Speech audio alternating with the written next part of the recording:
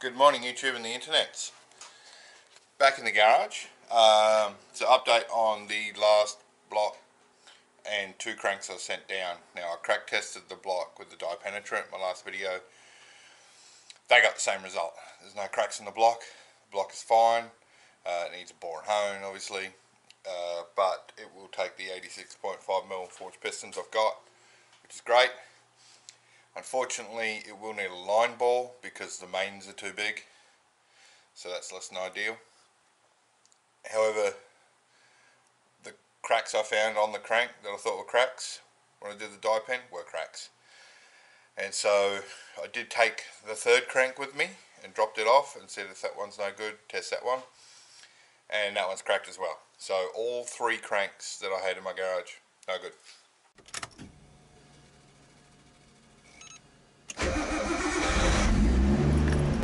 So that was Thursday morning. You know, he let me know the block had crack tested okay, but they still had to do all the rest of the checks. But both cranks were unserviceable. So I'm like, oh shit, what am I going to do? So I quickly looked on the internet. There's a couple of RBs for sale. I looked at, you know, forged or billet, brand new cranks or just an OEM replacement new. And they're all thousands and thousands of dollars. Another option is, you know, a stroker kit, but then I've got to buy new pistons and rods with the stroker kit when I've already got forged pistons and rods here, so it's not economical. And my limit in the power I'm going to make isn't going to be what the engine can produce, it's what the driveline is going to handle with an RB25 gearbox, R200 diff, R32 drive shafts, basically. So and the clutch, it's still a single plate clutch, rated for 600 horsepower, but it's a single plate nonetheless. So going to one of those other kits, I can produce more power, but it's pointless because I can't put it to the ground. So the 550 odd wheel horsepower target, which I may or may not achieve, that's sort of at the upper safe limit of the rest of the drivetrain already. So that's a lot of the thought process behind what I'm doing, is not having to replace everything else to suit the new power plant. Anyway, I was looking at all that crap and I looked at an RB26 crank. There's an RB26 with rods and pistons for sale, pretty cheap. And I'm like, well, that's a stroker kit. I'd have to sell my rods and pistons, but that was definitely an option on the table as well. However, what I found was there was a dude selling an RB bottom end, well, an engine. It was block, crank, head, no pistons or rods, for $500. So I messaged him and asked if it was still available, and he came back and he said, look, the head sold last night, sorry about that, if you wanted that. And I was like, no, it's sweet, I didn't want the head anyway. The head's fine, the head is at the machinist, it's all good. So at that point he's just come back and he said, look, I'm moving today. And I'm like, well, you know, that's handy because I can come and get it today. and you need to get rid of it more than I need to buy it. So basically ended up agreeing to buy the block and crank for $100 to go and get it then and there. And then he said, oh, I've got another one which is older and it's been sort of sitting out the back stored. And I said, well, $150 for the pair. And he agreed. So I immediately left work, drove down to the Gold Coast, met the kid. He was nice enough. He gave me a little bit of backstory on the engines. They are old, they've been run. He was honest about what failures they had and what had been done to them to remedy them and why they weren't in cars basically at that time. None of those affect what I want to do, so that's not a drama.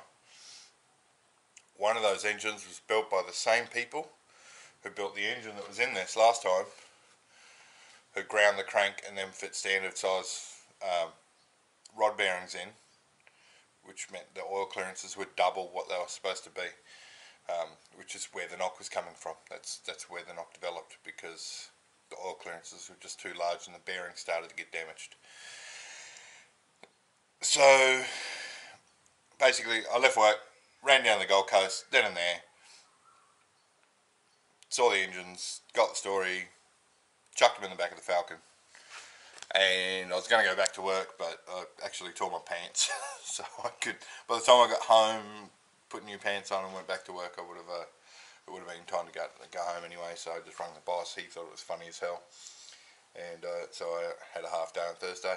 Friday, during lunch, I dropped off the 2 blocks and 2 crankshafts to him, and he had the report ready on the block, and that's where he said, you know, the mains need redoing, line boring.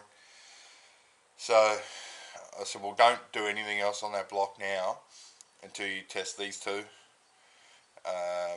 because potentially one of those other blocks will have a better main tunnel, and that'll save me the cost of line boring the one I've got. But at least, you know, even if I don't use that, I know what that block is. I can give a report to anyone if I want to sell it, that it's crack tested, that it's, you know, what the specs are on it and what you need to do to put that back together.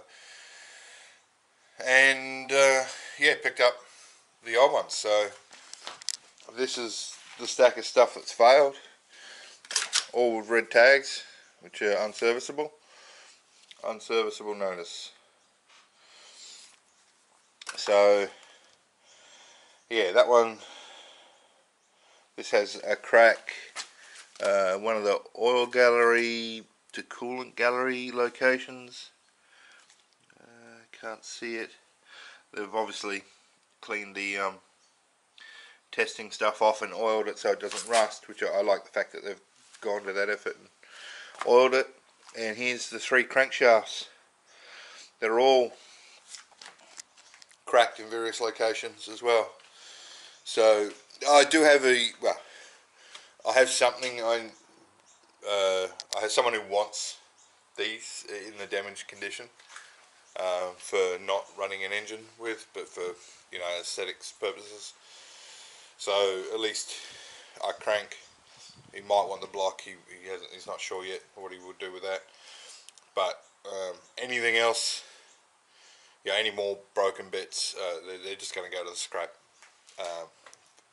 Get a couple of dollars a friggin' ton for them and be done with it.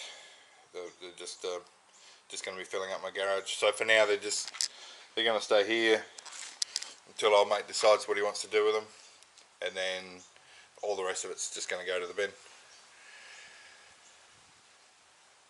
But now just got to wait on the report on these next 2 cranks.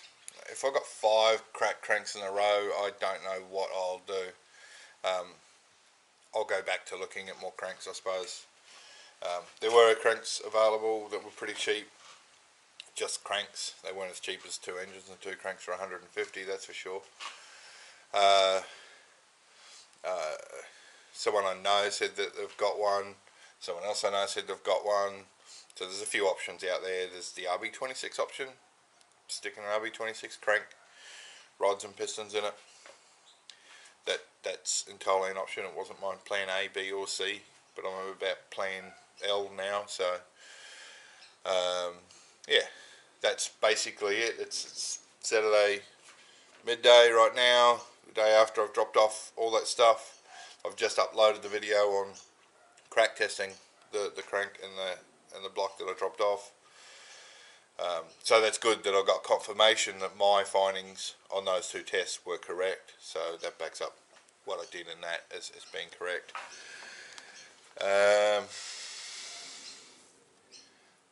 It's about all I've got at the moment.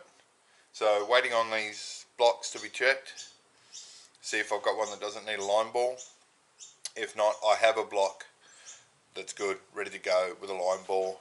That'll be fine. The head is fine, and I've just got to make sure or hope that one of those 2 cranks I dropped off yesterday are good. So no working on the car today, no doing anything, no building. I'm in the waiting phase. And I'm not very happy about waiting, but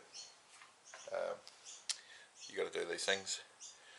And yeah, I'm just sort of come down to the garage. I had to put these on a pallet and get them out of my car anyway, so I figured I'd grab the camera and show you that. Do this just quickly while I'm here. That'll do for today. I'll upload this, I don't know, sometime in the next week.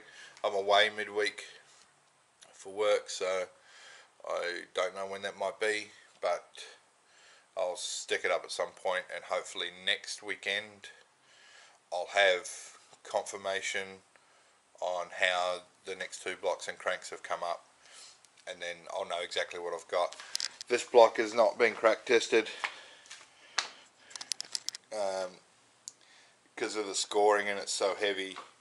It would not be usable with the 86.5mm pistons. It might be able to be honed out to 87, but I'm not sure about that. The other annoying thing is none of the other engines have had this bung in it, which means that's the bung I couldn't get out because I didn't have the correct size spinner. So I'm going to have to jerry rig something up for that and get that out, because I'll need to transfer that onto whatever block I do use. That's it. I can't wait to see an engine back in here in this hole.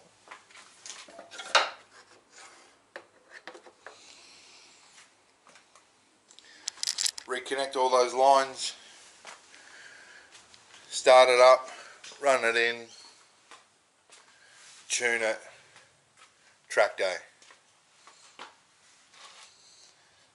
Inside 3 months, I hope. That's the plan. A lot of work to do, but a lot of good reasons to do it.